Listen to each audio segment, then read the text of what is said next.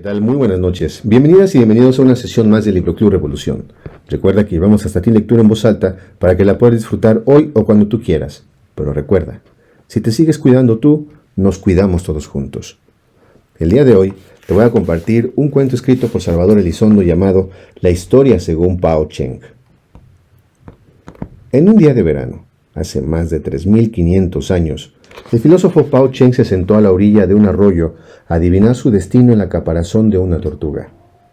El calor y el murmullo del agua pronto hicieron, sin embargo, vagar sus pensamientos, y olvidándose poco a poco de las manchas del carey, Pao Cheng comenzó a inferir la historia del mundo a partir de ese momento.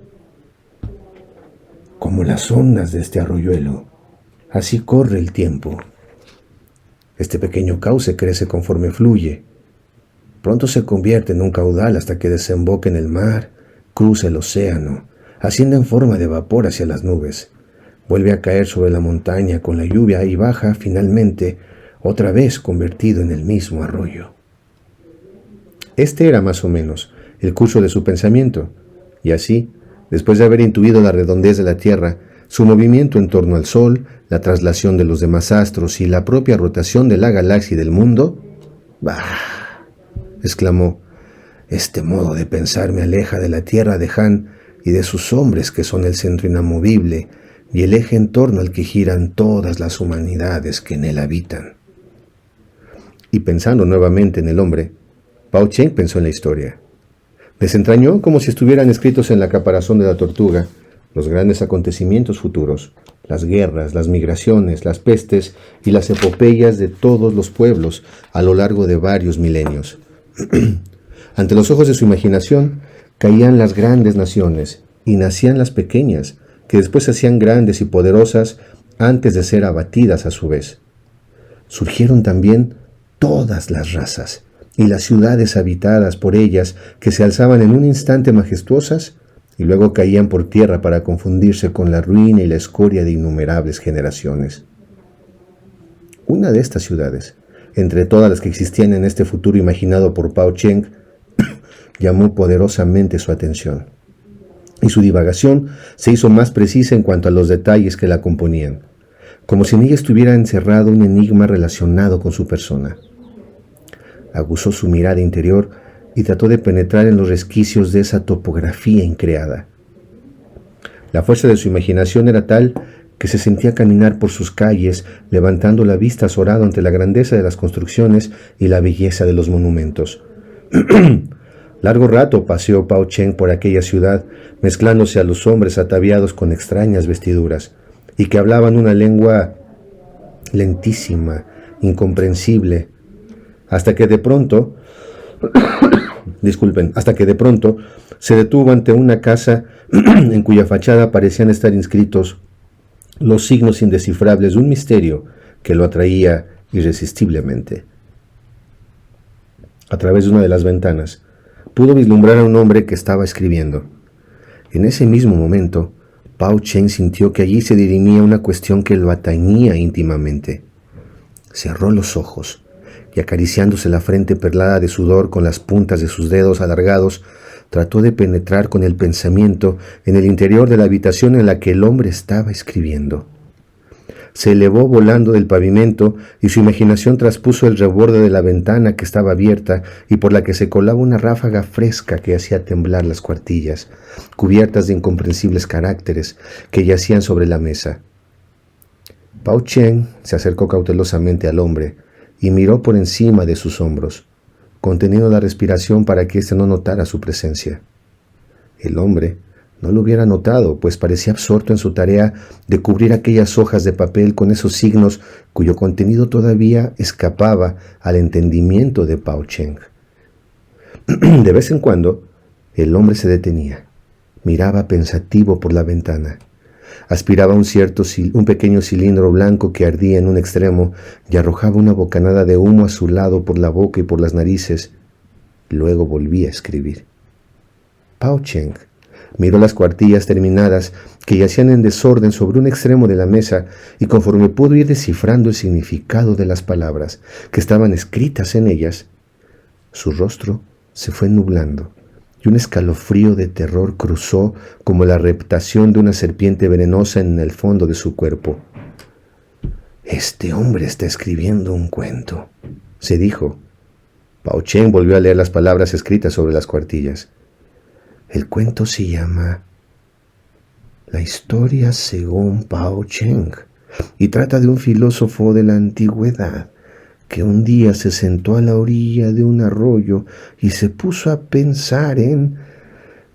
Luego, yo soy un recuerdo de ese hombre, y si ese hombre me olvida, moriré. El hombre no bien había escrito sobre el papel las palabras, si ese hombre me olvida, moriré. Se detuvo, volvió a aspirar el cigarrillo y mientras dejaba escapar el humo por la boca, su mirada se ensombreció como si ante él cruzara una nube cargada de lluvia. Comprendió en ese momento que se había condenado a sí mismo, para toda la eternidad, a seguir escribiendo la historia de Pao Cheng, pues si su personaje era olvidado y moría, él, que no era más que un pensamiento de Pao Cheng, también desaparecería. Ojalá te haya gustado este cuento de Salvador Elizondo. Ahora te dejo con mis compañeras y mi compañero que sin duda tendrán una gran selección para compartir esta noche contigo. Hola, ¿qué tal? Muy buenas noches. Como cada viernes me da muchísimo gusto estar con ustedes en Libro Club Revolución. Mi nombre es Virginia Mares y hoy quiero compartir con ustedes de Oscar Wilde, El gigante egoísta. Cada tarde, a la salida de la escuela, los niños se iban a jugar al jardín del gigante. Era un jardín amplio y hermoso, con arbustos de flores y cubierto de césped verde y suave. Por aquí y por allá, entre la hierba, se abrían flores luminosas como estrellas, y había 12 albaricoqueros que durante la primavera se cubrían con delicadas flores color rosa y nácar. Y al llegar el otoño, se cargaban de ricos frutos aterciopelados. Los pájaros se demoraban en el ramaje de los árboles y cantaban con tanta dulzura que los niños dejaban de jugar para escuchar sus trinos. ¡Qué felices somos aquí!, se decían unos a otros. Pero un día el gigante regresó. Había ido de visita a donde su amigo el ogro de Cornish y se había quedado con él durante los últimos 7 años. Durante ese tiempo ya se habían dicho todo lo que se tenían que decir, pues su conversación era limitada. Y el gigante sintió el deseo de volver a su mansión. Al llegar, lo primero que vio fue a los niños jugando en el jardín. ¿Qué hacen aquí?, surgió con su voz retumbante. Los niños escaparon corriendo en desbandada. «Este jardín es mío, es mi jardín propio», dijo el gigante. «Todo el mundo debe entender eso, y no dejaré que nadie se meta a jugar aquí». Y de inmediato alzó una pared muy alta, y en la puerta puso un cartel que decía: «Prohibida la entrada bajo pena de ley». Era un gigante egoísta. Ay, los pobres niños se quedaron sin tener dónde jugar. Hicieron la prueba de ir a jugar en la carretera, pero estaba llena de polvo, estaba plagada de pedruscos y no les gustó. A menudo rondaban alrededor del muro que ocultaba el jardín del gigante y recordaban nostálgicamente lo que había detrás.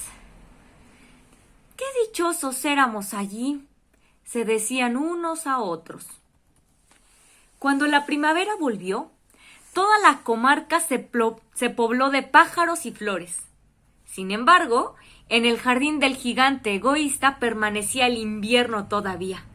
Como no había niños, los pájaros no cantaban y los árboles se olvidaron de florecer. Solo una vez, una lindísima flor se asomó entre la hierba, pero apenas vio el cartel, se sintió tan triste por los niños que volvió a meterse bajo tierra y volvió a quedarse dormida. Los únicos que ahí se sentían a gusto eran la nieve y la escarcha. La primavera se olvidó de ese jardín. Se dijeron: así que nos quedaremos aquí todo el resto del año. La nieve cubrió la tierra con su gran manto blanco y la escarcha cubrió de plata los árboles. Y enseguida invitaron a su triste amigo, el viento del norte, para que pasara con ellos el resto de la temporada. Y llegó el viento del norte. Venía envuelto en pieles y anduvo rugiendo por el jardín durante todo el día, desenganchando las plantas y derribando las chimeneas. ¡Qué lugar más agradable!, dijo. Tenemos que decirle al granizo que venga a estar con nosotros también. Y vino el granizo también. Todos los días se pasaba 3 horas tamborileando en los tejados de la mansión, hasta que rompió la mayor parte de las tejas. Después se ponía a dar vueltas alrededor, corriendo lo más rápido que podía. Se vestía de gris y su aliento era como de hielo. «No entiendo por qué la primavera se demora tanto en llegar aquí», decía el gigante egoísta cuando se asomaba a la ventana y veía su jardín cubierto de gris y blanco. «Espero que pronto cambie el tiempo». Pero la primavera no llegó nunca, ni tampoco el verano. El otoño dio frutos dorados en todos los jardines, pero al jardín del gigante no le dio ninguno. «Es un gigante demasiado egoísta», decían los frutales. De esta manera, el jardín del gigante quedó para siempre sumido en el invierno, y el viento del norte y el granizo y la escarcha y la nieve bailoteaban lúgubremente entre los árboles. Una mañana, el gigante estaba en la cama todavía cuando oyó que una música muy hermosa llegaba desde fuera. Sonaba tan dulce en sus oídos que pensó que tenía que ser el rey de los elfos que pasaba por allí. En realidad, era solo un jilguerito que estaba cantando frente a su ventana, pero hacía tanto tiempo que el gigante no escuchaba cantar ni un pájaro en su jardín que le pareció escuchar la música más bella del mundo. Entonces el granizo detuvo su danza y el viento del norte dejó de rugir y un perfume delicioso penetró por entre las persianas abiertas. ¡Qué bueno! Parece que al fin llegó la primavera, dijo el gigante y saltó de la cama para correr a la ventana. ¿Y qué es lo que vio? Ante sus ojos había un espectáculo maravilloso. A través de una brecha del muro habían entrado los niños y se habían trepado a los árboles. En cada árbol había un niño y los árboles estaban tan felices de tenerlos nuevamente con ellos que se habían cubierto de flores y balanceaban suavemente sus ramas sobre sus cabecitas infantiles. Los pájaros revoloteaban cantando alrededor de ellos y los pequeños reían. Era realmente un espectáculo muy bello.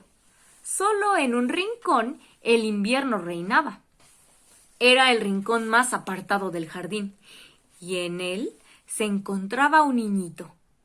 Pero era tan pequeñín que no lograba alcanzar a las ramas del árbol, y el niño daba vueltas alrededor del viejo tronco llorando amargamente. El pobre árbol estaba todavía completamente cubierto de escarcha y nieve, y el viento del norte soplaba y rugía sobre él, sacudiéndole las ramas que parecían a punto de quebrarse. «¡Sube a mí, niñito!», decía el árbol, inclinando sus ramas todo lo que podía. Pero el niño era demasiado pequeño. El gigante sintió que el corazón se le derretía. «¡Ah! ¡Cuán egoísta he sido!», exclamó.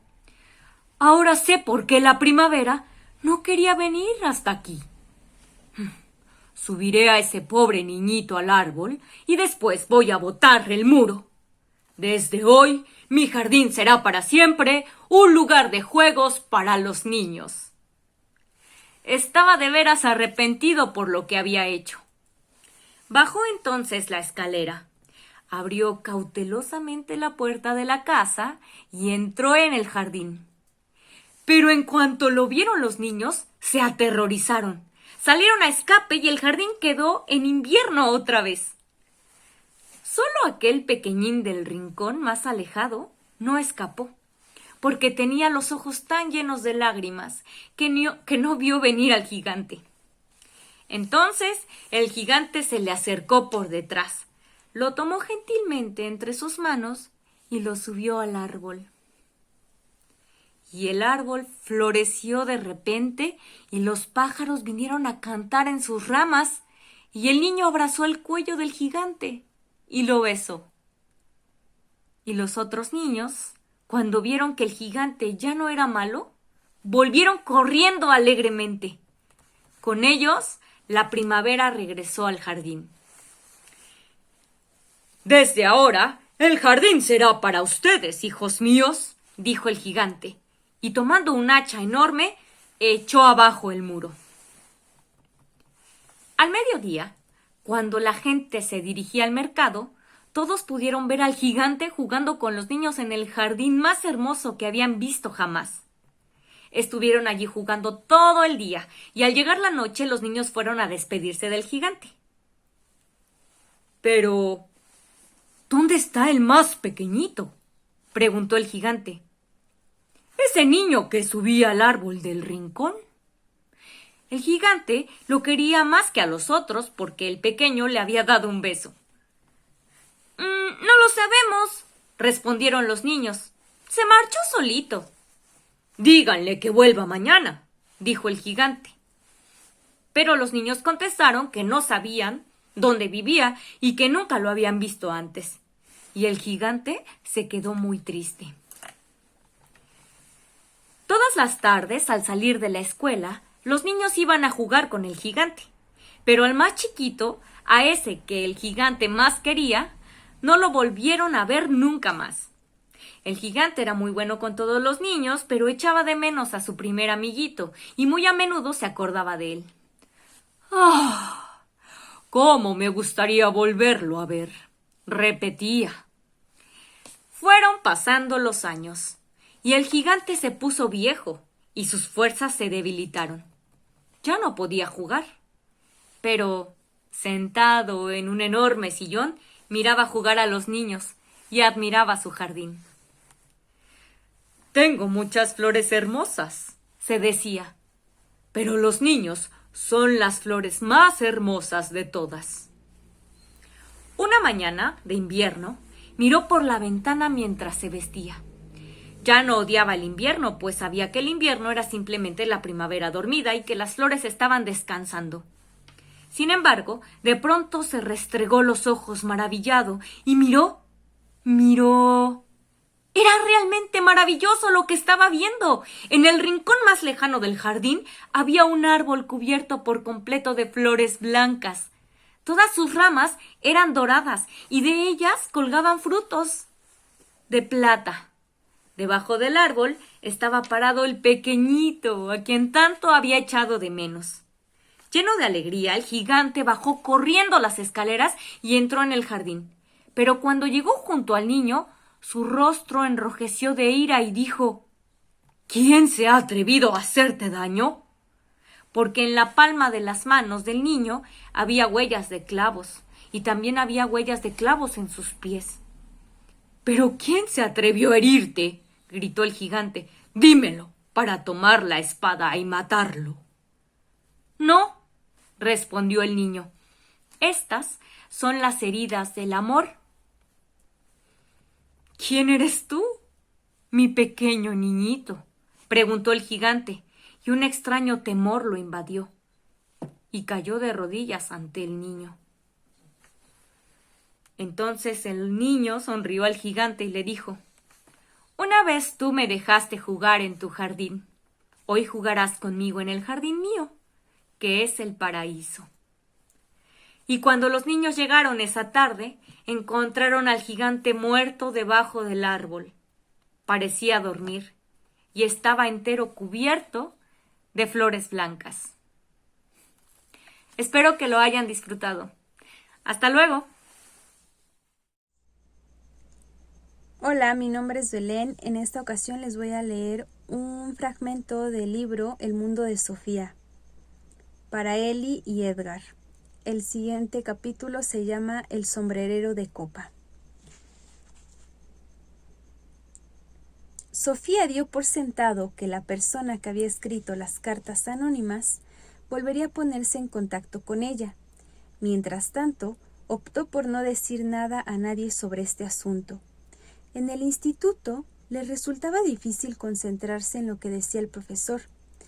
Le parecía que solo hablaba de cosas sin importancia. ¿Por qué no hablaba de lo que el ser humano es o de lo que es el mundo y de cuál fue su origen? Tuvo una sensación que jamás había tenido antes. En el instituto y en todas partes la gente se interesaba solo por cosas más o menos fortuitas, pero también había algunas cuestiones grandes y difíciles cuyo estudio era mucho más importante que las asignaturas corrientes del colegio. ¿Conocía a alguien las respuestas a preguntas de este tipo? A Sofía, al menos, le parecía más importante pensar en ellas que estudiarse de memoria los verbos irregulares. Cuando sonó la campana al terminar la última clase, salió tan deprisa del patio que Jorún tuvo que correr para alcanzarla. Al cabo de un rato, Jorún dijo: ¿Vamos a jugar a las cartas esta tarde? Sofía se encogió de hombros. Creo que ya no me interesa mucho jugar a las cartas. Jorún puso una cara como si hubiese caído la luna. ¿Ah, no? ¿Quieres que juguemos al bádminton? Sofía mira fijamente al asfalto y luego a su amiga. Creo que tampoco me interesa mucho el bádminton. Pues vale. Sofía detectó una sombra de amargura en la voz de Jorún. ¿Me podrías decir entonces qué es lo que tan de repente es mucho más importante? Sofía negó con la cabeza. Es un secreto. Bah, seguro que te has enamorado. Anduvieron un buen rato sin decir nada. Cuando llegaron al campo de fútbol, Jorún dijo: «Cruzo por el campo». Por el campo. Ese era el camino más rápido para Jorún, el que tomaba solo cuando tenía que irse rápidamente a casa para llegar a alguna reunión o al dentista. Sofía se sentía triste por haber herido a su amiga, pero ¿podría haberle contestado que de repente le interesaba tanto quién era y de dónde surge el mundo que no tenía tiempo de jugar al bádminton? ¿Lo habría entendido su amiga? ¿Por qué tenía que ser tan difícil interesarse por las cuestiones más importantes y de alguna manera más corriente de todas? Al abrir el buzón notó que el corazón le latía más deprisa. Al principio solo encontró una carta del banco y unos grandes sobres amarillos para su madre. ¡Qué pena! Sofía había esperado ansiosa una nueva carta del remitente desconocido. Al cerrar la puerta de la verja, descubrió su nombre en uno de los sobres grandes. Al dorso, por donde se abría, ponía: Curso de Filosofía. Trátese con mucho cuidado. Sofía corrió por el camino de gravilla y dejó su mochila en la escalera. Metió las demás cartas bajo el felpudo. Salió corriendo al jardín y buscó refugio en el callejón. Ahí tenía que abrir el sobre grande. Shere Khan vino corriendo detrás, pero no importaba. Sofía estaba segura de que el gato no se chivaría. En el sobre había 3 grandes hojas escritas a máquinas y unidas con un clip. Sofía empezó a leer. ¿Qué es la filosofía? Querida Sofía, muchas personas tienen distintos hobbies. Unas coleccionan monedas antiguas o sellos, a otras les gustan las labores y otras emplean la mayor parte de su tiempo libre en la práctica de algún deporte. A muchas les gusta también la lectura, pero lo que leemos es muy variado. Unos leen solo periódicos o cómics, A algunos les gustan las novelas y otros prefieren libros sobre distintos temas, tales como la astronomía, la fauna o los inventos tecnológicos. Aunque a mí me interesan los caballos o las piedras preciosas, no puedo exigir que todos los demás tengan los mismos intereses que yo. Si sigo con gran interés todas las emisiones deportivas en la televisión, tengo que tolerar que otros opinen que el deporte es aburrido. ¿Hay no obstante algo que debería interesar a todo el mundo? ¿Existe algo que concierna a todos los seres humanos, independientemente de quiénes sean o de en qué parte del mundo vivan? Sí, querida Sofía, hay algunas cuestiones que deberían interesar a todo el mundo. Sobre esas cuestiones trata este curso. ¿Qué es lo más importante en la vida? Si preguntamos a una persona que se encuentra en el límite del hambre, la respuesta será comida.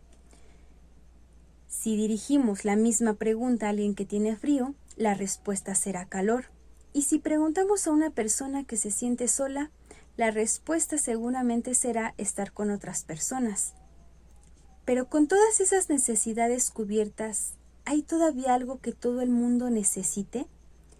Los filósofos opinan que sí. Opinan que el ser humano no vive solo de pan. Es evidente que todo el mundo necesita comer. Todo el mundo necesita también amor y cuidados. Pero aún hay algo más que todo el mundo necesita. Necesitamos encontrar una respuesta a quiénes somos y por qué vivimos. Interesarse por el por qué vivimos no es, por lo tanto, un interés tan fortuito o tan casual como, por ejemplo, coleccionar sellos. Quien se interesa por cuestiones de ese tipo está preocupado por algo que ha interesado a los seres humanos desde que viven en este planeta. El cómo ha nacido el universo, el planeta y la vida aquí, son preguntas más grandes y más importantes que quién ganó más medallas de oro en los Juegos Olímpicos de Invierno. La mejor manera de aproximarse a la filosofía es plantearse algunas preguntas filosóficas. ¿Cómo se creó el mundo? ¿Existe alguna voluntad o intención detrás de lo que sucede? ¿Hay otra vida después de la muerte? ¿Cómo podemos solucionar problemas de este tipo? Y ante todo, ¿cómo debemos vivir? ¿Cómo debemos vivir? En todas las épocas los seres humanos se han hecho preguntas de este tipo. No se conoce ninguna cultura que no se haya preocupado por saber quiénes son los seres humanos y de dónde procede el mundo. En realidad, no son tantas las preguntas filosóficas que podemos hacernos. Ya hemos formulado algunas de las más importantes. No obstante, la historia nos muestra muchas respuestas diferentes a cada una de las preguntas que nos hemos hecho. Vemos pues que resulta más fácil hacerse preguntas filosóficas que contestarlas. También hoy en día cada uno tiene que buscar sus propias respuestas a esas mismas preguntas.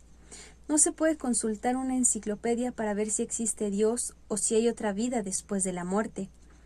La enciclopedia tampoco nos proporciona una respuesta a cómo debemos vivir. No obstante, a la hora de formar nuestra propia opinión sobre la vida, puede resultar de gran ayuda leer lo que otros han pensado. La búsqueda de la verdad que emprenden los filósofos podría compararse, quizás, con una historia policíaca.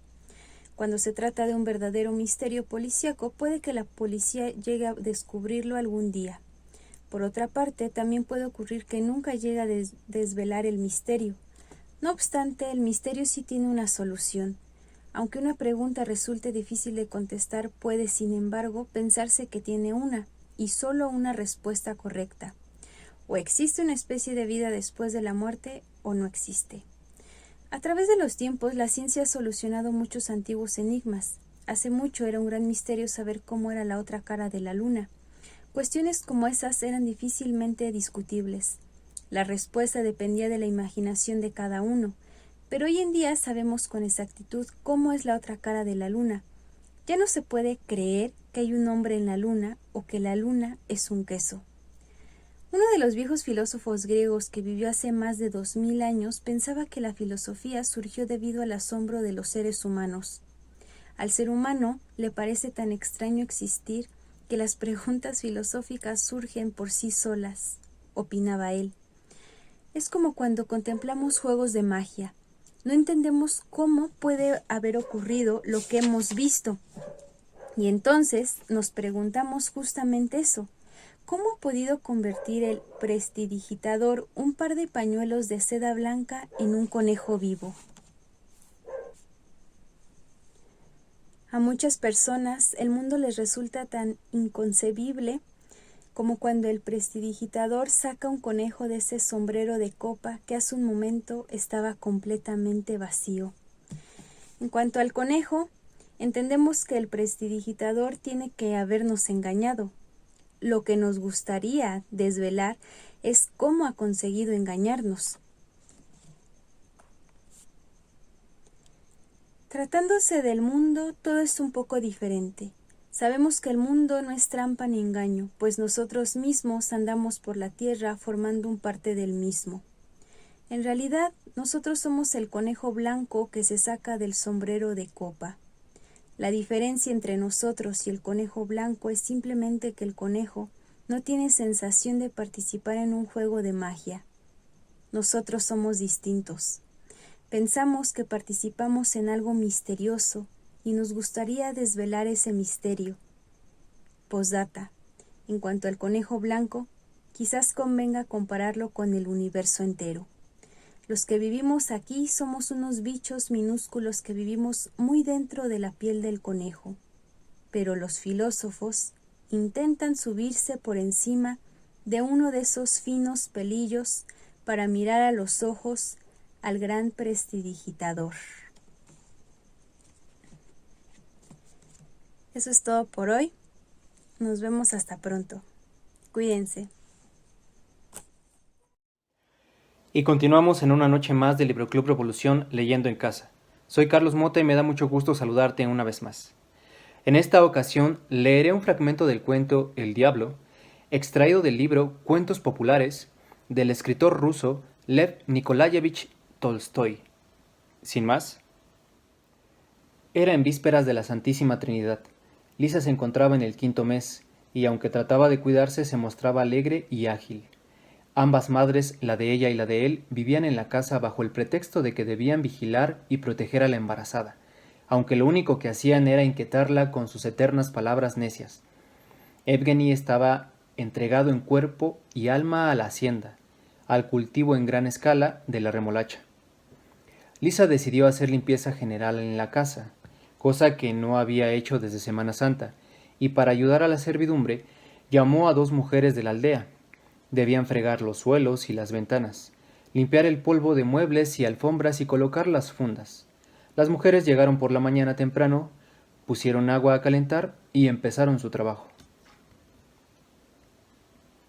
Una de estas 2 mujeres era Estefanida, que acababa de destetar a su hijo, y a través de un empleado de la oficina con el que ahora andaba liada, había conseguido que la llamase.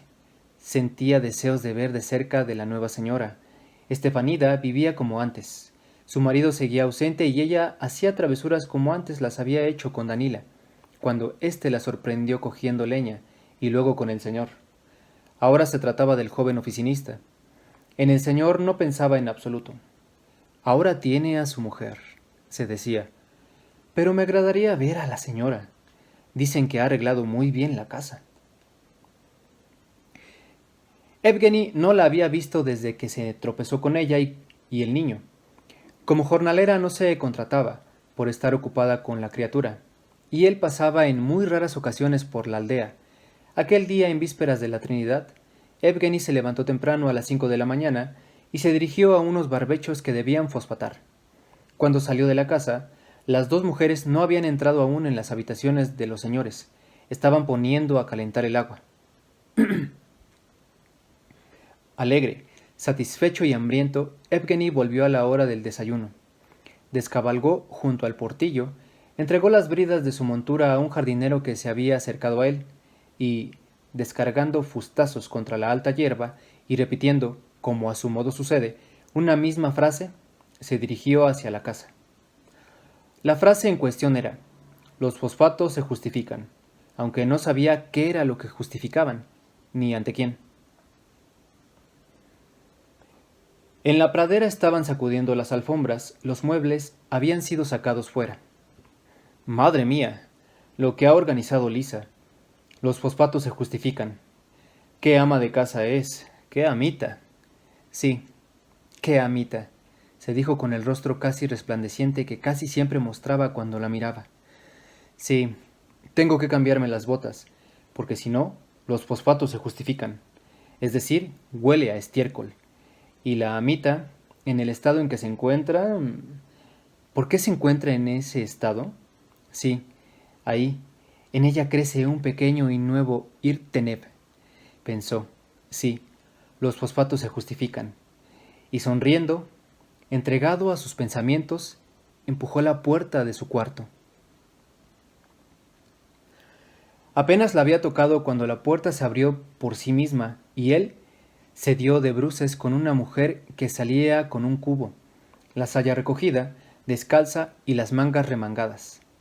Él se apartó para darle paso. Ella se apartó también, arreglándose el pañuelo torcido con su mano mojada. Pasa, pasa, no entraré. Había empezado Evgeny y se detuvo reconociéndola. Ella le miró con ojos ponientes. Recogiéndose la saya, atravesó el umbral. ¡Qué absurdo es esto! ¿Qué pasa?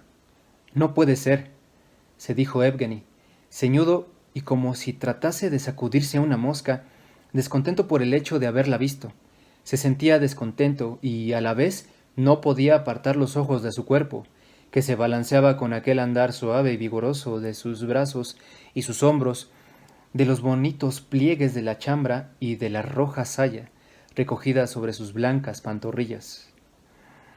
¿Qué estoy mirando?, se dijo, bajando los ojos para no verla. Sí, tengo que entrar a recoger las botas. Y dio la vuelta hacia su cuarto, pero no había recogido 5 pasos cuando, sin el mínimo saber qué órdenes obedecía, se volvió para mirarla una vez más. Ella daba la vuelta al pasillo y, en aquel momento, también le miró a él. ¿Qué hago?, exclamó en su fuero interno. Puede pensar algo. Ya lo habrá pensado. Entró en su cuarto, que estaba mojado. Otra mujer, vieja y flaca, fregaba el suelo.